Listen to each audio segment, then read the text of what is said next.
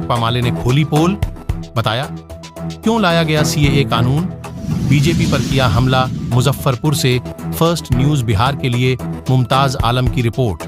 बताते चलें कि देश में सीएए लागू होने के बाद भी सियासी घमासान कम होने का नाम नहीं ले रहा है। बोछा में भी इसे लेकर सियासत गर्मा गई है।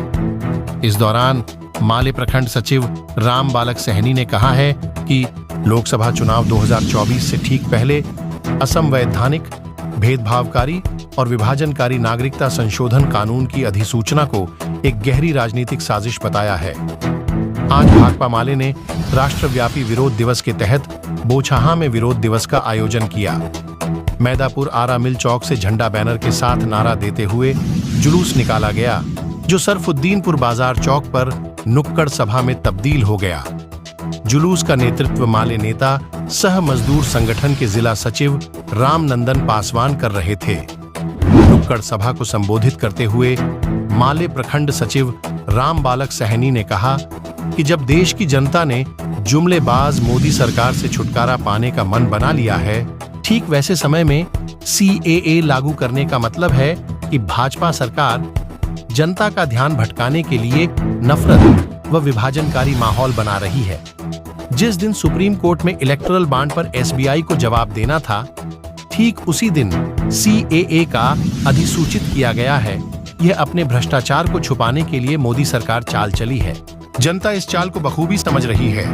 नुक्कड़ सभा को संबोधित करने वालों में वीरेंद्र पासवान, लक्ष्मी मंडल, राम इकबाल ठाकुर, राजेश राम थे।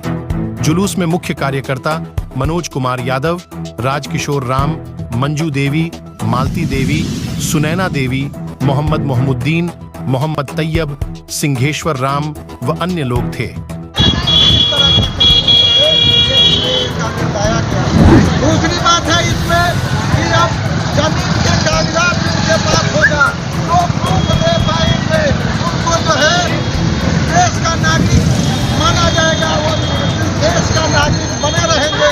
लेकिन जिनके पास जमीन के कागजात नहीं होगा, कोई प्रूफ नहीं होगा, वैसे लोगों को नागरिकता खत्म कर दी जाएगी। इस तरह का ये कानून जो है मोदी सरकार ने लाया जा रहा है। ये सीएए तो कानून जो है नागरिकता देने की कानून है। जिनको जो है प्रताड़ित किया जा रहा है पाकिस्तान के अंदर, बांग्लादेश के अंदर और अफगानिस्तान के अंदर, वैसे लोगों को हम नागरिकता भारत में देंगे। वो सिख होगा, हिंदू होगा, ईसाई होगा, पारसी होगा, मुसलमान को नहीं देंगे। ये सीएए कानून बनाया है। हम कह रहे हैं कि आप धर्म के आधार पर दूसरे देश में जिसको आप प्रताड़ित कर रहे हैं, उनको आप नागरिकता दे रहे हैं हिंदुस्तान के भीतर, और इसमें मुसलमानों को छांट रहे हैं। तो एक बिल्कुल धार्मिक आधार पर आप नागरिकता दे रहे हैं। हिंदू मुस्लिम के जरिए को करके इस देश में जो भाजपा की राजनीति चल रही है। अभी कुछ दिन पहले हम लोगों ने देखा इसी दिल्ली के अंदर जो इंद्रलोक इलाके में लोग नमाज पढ़ रहे थे मस्जिद के बाहर, उन नमाजियों पर कैसे दिल्ली की पुलिस ने लात मारा और लाठीचार्ज किया। इस चुनाव से पहले सांप्रदायिक विवाद खड़ा करके देश भर में जो है कैसे हिंदू मुस्लिम कर दिया जाए और इस चुनाव को जीत लिया जाए।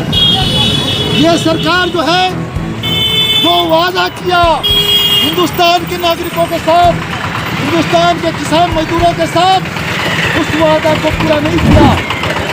चाहे वो किसानों के साथ वादा किया हो, चाहे नौजवानों के साथ 2 करोड़ नौकरी देने का वादा किया हो, चाहे सरेआम जो है 15 लाख रुपया देने का, काला धन लाने का, महंगाई रोकने का सारा जो बात, ये सब झूठ साबित हुआ।